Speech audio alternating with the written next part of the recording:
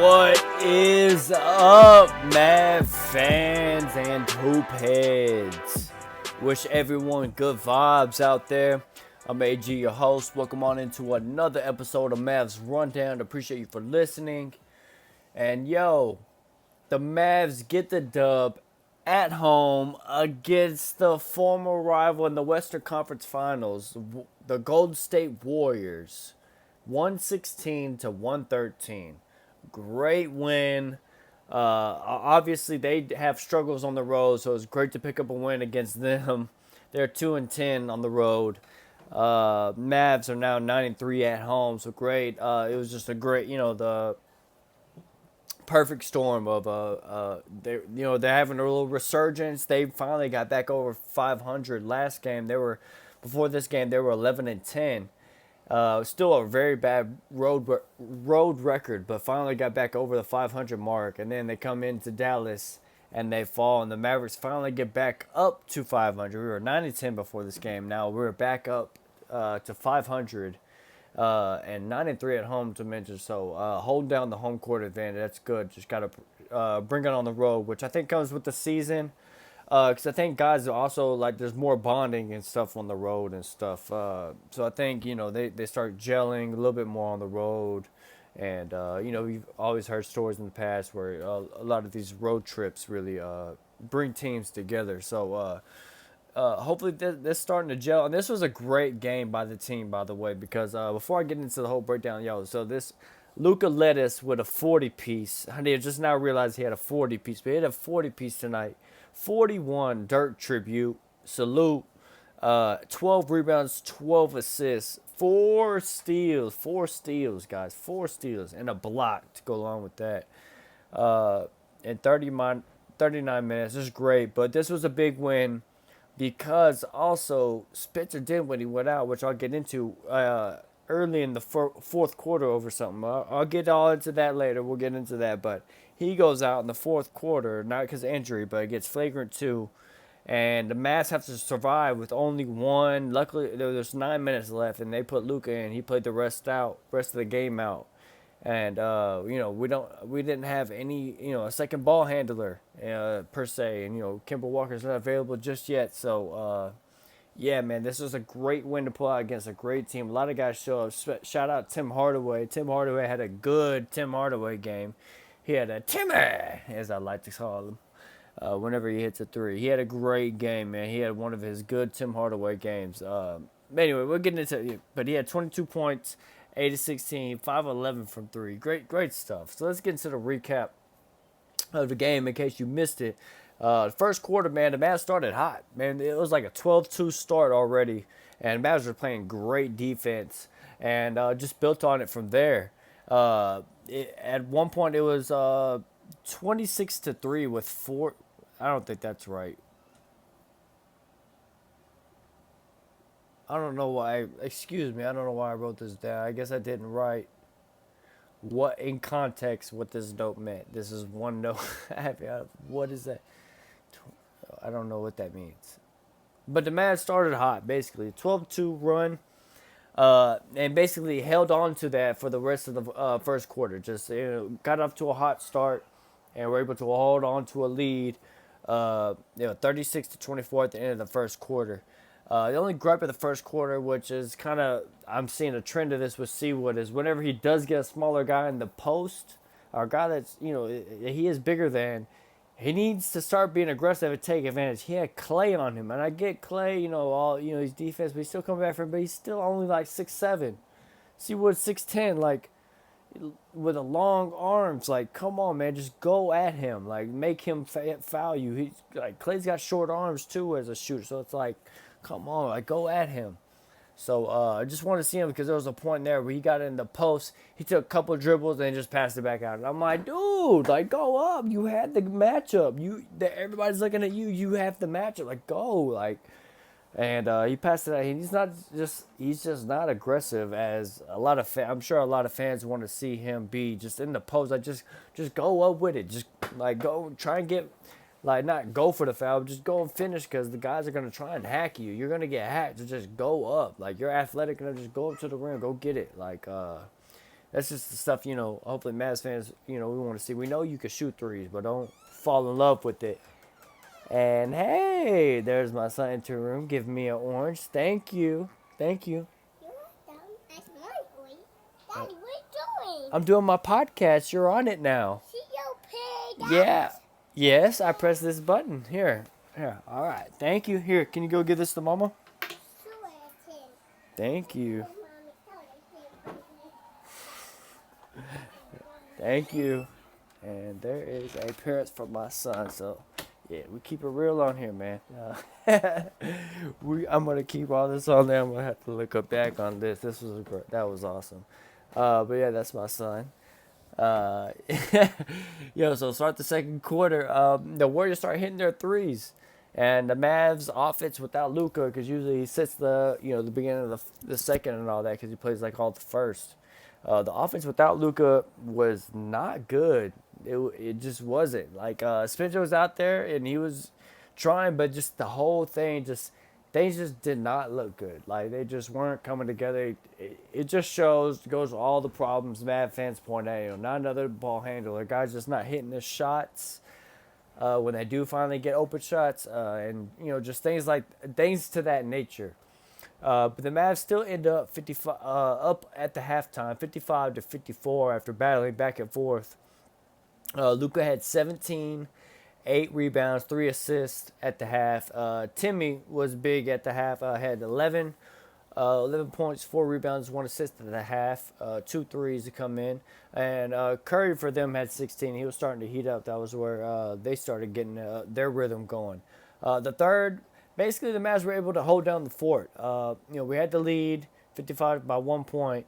And the Mavs were able to, it was kind of like a back and forth thing, but the Mavs got a little bit of a lead and they were able to hold on to it. It was kind of like a back and forth deal, but it was a good. I'll just say it was a solid quarter for the Mavs because they ended up increasing the lead, but also held. Well, I mean, defensively we still gave up 30 in the. What was that? How many did we give them in the third? 33 in the quarter, but it was one of those back and forth type deals where it's like, hey, we at least held our ground. They were starting to try to make a real run, scoring with a flurry, but Mavs were able to still hold it down, as I said, and stay ahead. And ended the third 92-87, so able to increase that lead a little bit. And that in the third, Luka already had 32, 10, and 9. It was already 1 assist shy of a triple double. It just showed his dominance. And he also scored, was it 10 points, or my bad, 9 points in the fourth quarter. That's good to see. Stats been showing he's, tiring down. But, against a game like this on TNT, prime time, against the Warriors, defending chance teams we just lost to, he's going to want to show out and do good. So I'm glad to see him do good in the fourth quarter. But anyway, the fourth quarter starts. It was like within the first 2 minutes, Spencer was driving to the basket, kind of throws his elbow. It's not vicious at all. It just, he throws his elbow, it hits him right. It is an elbow to the face. It is, you can't deny it. It is what it is, but it wasn't vicious. There was no intention. You can tell, like, he was like, they were going at it the whole game, and then all of a sudden, this escalated, and all of a sudden he just elbows him in the face. No, there's no type of thing. Or he didn't elbow him in his face and stands over him and, starts jawing at him or anything. There was nothing. Or even after the elbow swipes at him or not, just an elbow to the jaw. That's all it was. And Spencer gets ejected on that with a flagrant 2 to Poole's face, which I guess, they're caring about Poole's face because Draymond hit it. So now they got to be all excessive with it. But, yeah, it was really stupid because the elbow to the face wasn't excessive enough to warrant a flagrant 2. Pretty fucked up, but should have only been a flagrant 1. But Spencer got ejected. He got thrown out. Fuck it. Mavs moved on, and Mavs proceeded with Josh Green. This next part as their point guard essentially in the lineup. I think it was like Josh Green. I think they had Tim in. And then you got the 2 wings and like Dodo and like Reggie or something like that. And then he had your center in, or maybe like Christian Wood.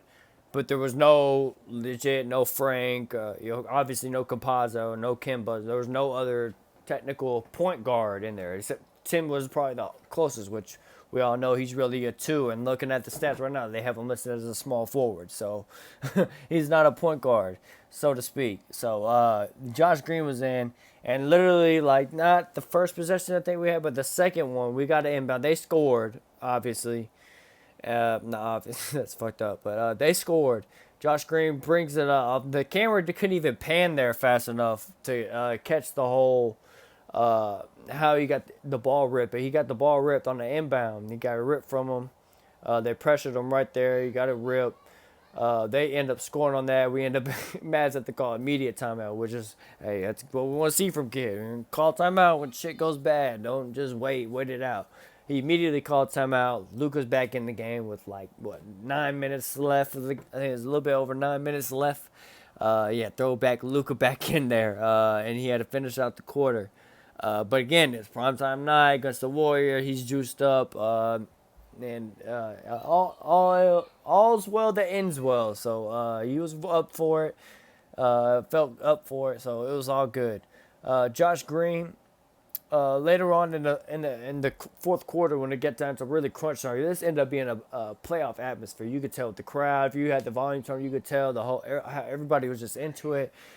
People were standing up. Like, it was every possession meant something, because it was like barely any scoring for the longest. The time was just passing by so quick, and you're like, wow, there's only like 4 minutes. Wow, only 2 minutes. Wow, 1 minute left. Like, just teams going back and forth, really trying to put in defensive effort in this matchup. It's pretty cool to see. And anyway, so later on in the quarter, Josh Green hits a big 3 to put the Mavs up. We were down 104-103. Josh Green hits a big corner 3, put us up 106-104. A little bit later on in that quarter, Timmy hits a big 3 to put us up. We got down 110-108, and Timmy hit a big 3 to put us up 111-110. And then a little bit later on, we had 113. I think it was 113 out of here. I don't want to misquote. Let me go. It was about, I think we had 113 and...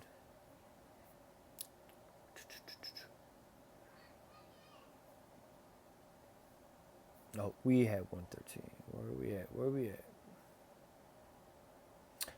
Josh Green had just made a little 2-point shot. I had just missed that one, so I don't even know what kind of shot that was. But he made a layup or something like that. So that's good to see. He made another clutch bucket.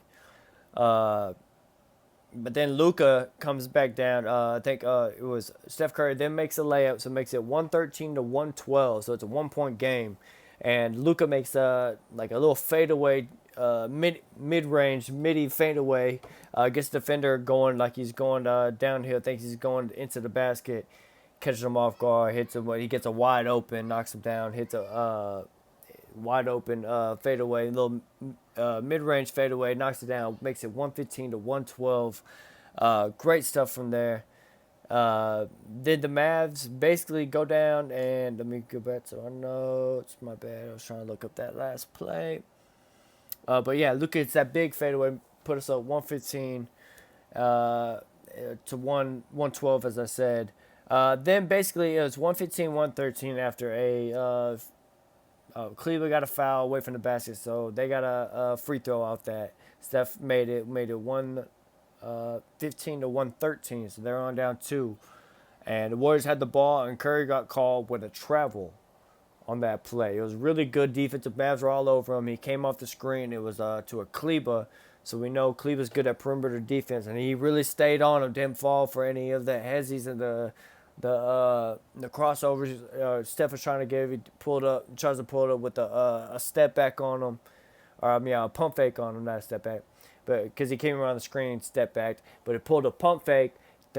Thinking Maxey would just go flying by. Maxey kind of did, but he held his ground and stayed like in front of him and made Steph pick up his pivot foot and try to reshoot it. But with Maxey right there, because he didn't go overboard with jumping, he was still right there in the shooter's face. Made Steph pick up his pivot foot, take a couple steps, and got called for the travel.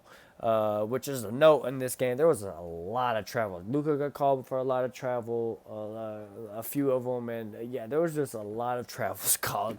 The NBA is definitely making an emphasis on that this season, but yeah, there's a lot of travels. But yeah, Curry gets called for travel right there at the end. But it was good defense by Cleveland. It was great defense. He was for him guarding Curry. Like it was great defense by Cleveland. It's like the best defense ever played on Curry. But it was just for Cleveland standards, like, hey, that's the best he can do. That's a great defense he can do. Didn't overbite. That's what the word I was looking. He didn't overbite on the pump fake from Curry. Stayed there, made him have to adjust his shot. Made him pick up his pivot foot to adjust over.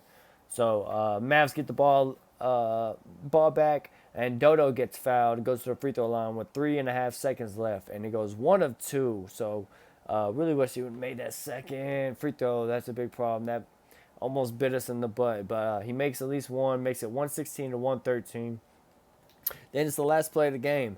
Warriors, to their credit, Steve Kerr and them, they draw up a great play and get Clay open, basically on a wide open flare screen. If you don't know what a flare screen is, it's basically he runs to the where the side where they inbound the ball.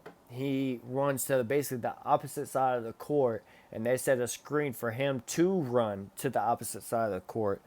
The opposite side, and they basically call that a flare screen when you veer out like that. And I think it was like a Draymond or someone set him, was setting a screen on Clay's man, and it was a perfect pass inbound from the inbounder, and perfect pass to Clay on the to the left wing.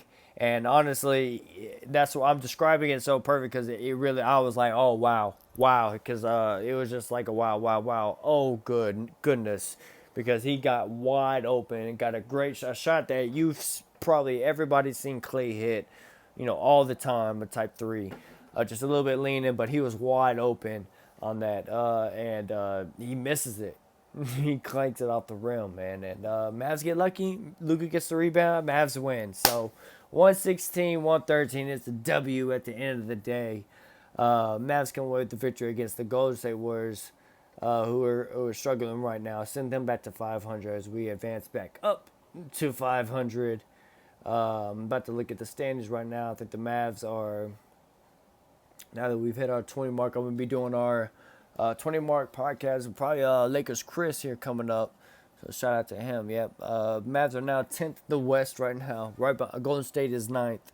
So we're in the mix. Still, but the distance between Dallas at 10 and Phoenix at the first seed is only 4 games. So a week really changes everything in the whole standings of an NBA season. And now the Mavs enter into this next month. Excuse me, as I'm trying to pull up the schedule, but into this next month, going into it, 500, 10-10. So the first couple months, or really, first 2 months, the Mavs have fared, otherwise. They're 500. They're 500 shooting. That's really how they played. They've played 500 ball. But it was great to end that November. No, I think this is what I was trying to get to. After that rough 4-game losing streak, it was great to get a win against Golden State, especially the defending champs at home, to end that 4-game losing streak. That was really big for us. Luka showed out, and you go back to these stats real quick. But yeah, great game by Luka. Here, let me go right into the stats real quick. As I said, the 41 burger, the 12 rebounds, 12 assists. He was just doing everything. Especially Spencer going out. And when Spencer went out, beginning of the fourth, wasn't shooting the ball particularly well from 3, 0-4 from 3. But still contributing to the game, had 14 points. Was taking it to the basket strong, not getting a lot of foul. Only had 4 free throw attempts, but he should have more. He was taking it aggressive and wasn't getting any foul calls, and still making some shots. So still great. I think he had a good game so far, even with the miss. If you're watching it, I think you can't blame Spencer. Spencer would have definitely helped in the fourth increase this lead, I think, in this game. Looking at Luka's free throws real quick, he had 9 of 15 free throws. Come on, Luka, we gotta do better on that. Can't be missing all those free throws. He was doing so much better this earlier in this season, and then now it's like going, regressing to the means of what he normally does. I like the only 9, 3-point attempts, 4 of 9 from three. So good stuff from that. Again, Spencer went out. Tim Hardaway, the other, probably player of the game besides Luka, 22 points tonight, 8 of 16, 5 of 11 from three, 4 rebounds, 2 assists. Just good stuff all around. Was up plus 19. Just, really did great things out there. Especially started to into the starting lineup when Reggie Bullock is healthy. And Reggie's minutes got decreased tonight, obviously with his shooting slump. So I didn't see a whole lot of Reggie, but maybe the little rest. Maybe this will help him, especially when we know he gets hot later on. So I'm really not worried about Reggie like a lot of maybe fans out there are. I know it's his literally he's got a sample size of like his whole career of this is how he shoots. So hey, just let the man warm up. Until then, I do agree we should, like take him out of the starting lineup or at least decrease his minutes, which is they literally did both tonight. So, good stuff. Let him at least get some rhythm and then go from there. But Tim Hardaway showed up, did good stuff. Dodo, great stuff. Didn't have a big stat game offensively, only 6 points, 2 of 6, 1 of 4, but 9 rebounds tonight, and great defense all around. Obviously, he shows up to play. He knows he's going against a great team that there's lots of what's conference finals, like I've said a million times now. But Dodo, great game. Dwight Powell, some good minutes in there. Off the bench, we had Maxi Kleber with 25 minutes, 6 points.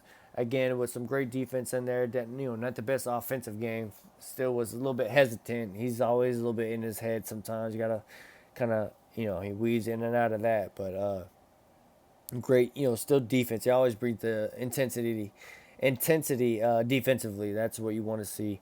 Bertans in his 7 minutes hit 2 threes, but was kind of a liability defensively. But still, those 2 threes, I love it.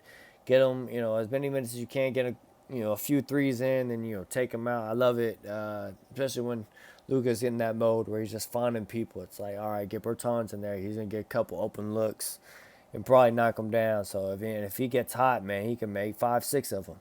So love to see that from the Latvian laser. Reggie Bullock off the bench, 14 minutes tonight. So they decreased his minutes. He was 0 3 from three. That was all his field goals. Didn't have any other stats. So they decreased his minutes and let Tim kind of shine tonight. So that was I guess you can say that is good coaching tonight. They kind of started to adjust. However, you didn't see Seawood too much. Only 26 minutes, which I think they're playing the whole, making sure they don't have to overuse him. And then I think in case they want to keep him, if things go well towards the end of the season or whatever, and they have to, and contract extension, we want to keep him, whatever. They don't want to go back and have to look at his stats and all that. Like I think they're playing a balancing act of politics and in that manner. Even though it's messed up because the contract years you're trying to help him get money, but they're trying to do some type of balancing act. Unless who knows? Maybe it is Jake Kidd that has something against them, or they just know something else that we don't. I don't like that he's not being aggressive inside the post. I feel like that's messing up his game right now. His rhythm.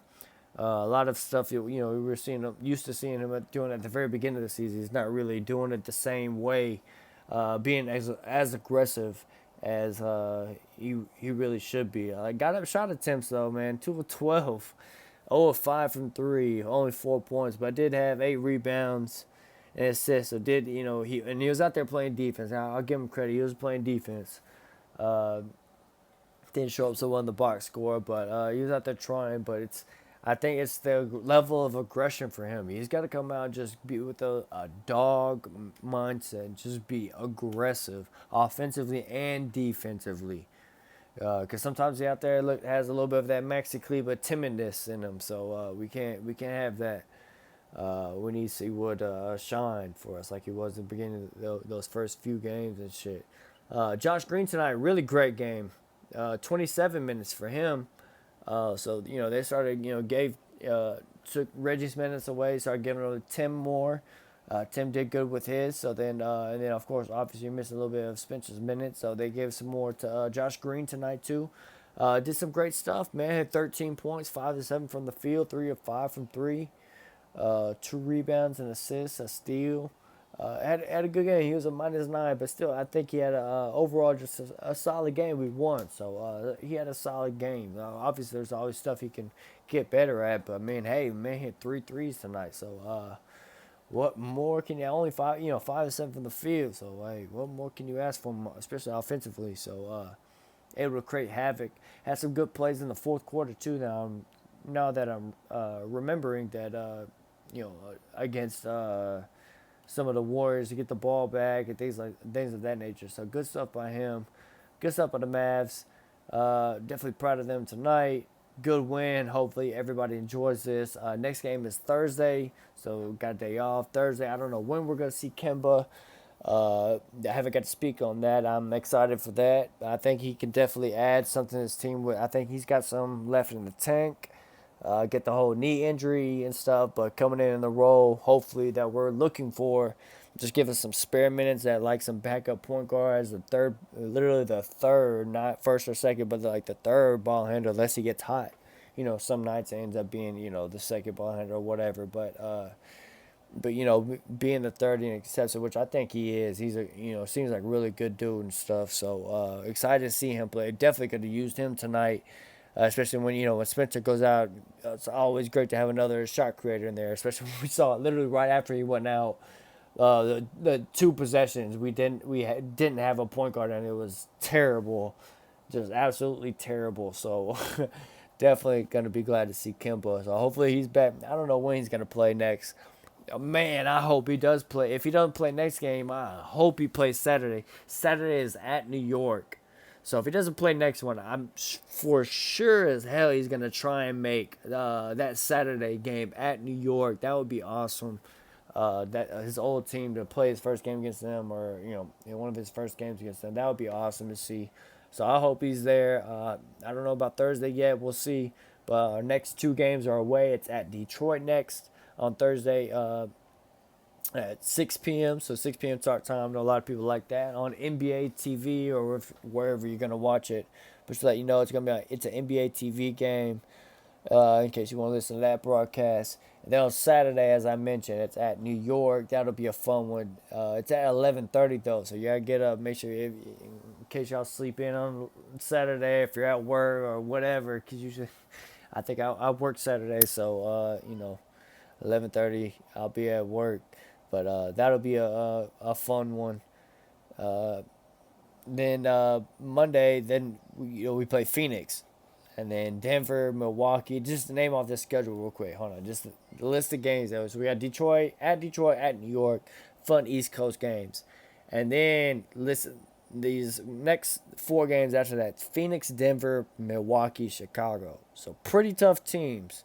Then you want to look ahead. So Mavs got their hands full here in December. So hopefully they come out with the same energy they just brought to the Warriors to the next game. And yeah, that's pretty much all I got. Oh, the other notes I got, I'd love to see Kid like visually show that he's got Luka back by being just like more upsetting, like more upset, like kind of like how Rick was. Like he just got kicked out of the game the other night for yelling to back up his Tyrese and stuff. So it's like you kind of miss that a little bit, but you could tell Kid's a guy. He's probably fucking been through like therapy or counseling or something, and that's why everyone makes fun of him with his hands in his pocket. He's just so chill and stuff, but you could tell he's just trying to change his ways, be a better guy, have a good relationship with the refs. Hopefully it doesn't bite him in the end in the playoffs, which is true. I guess you want to look at it that way and stuff, and especially as a human being, I love to see people grow and stuff. But then it's like, damn, as a head coach in the NBA and Luka, like I feel like Luka feeds off that. He's more like, instead of the cliche like, oh yeah, see, coach is trying to do that to get us riled up.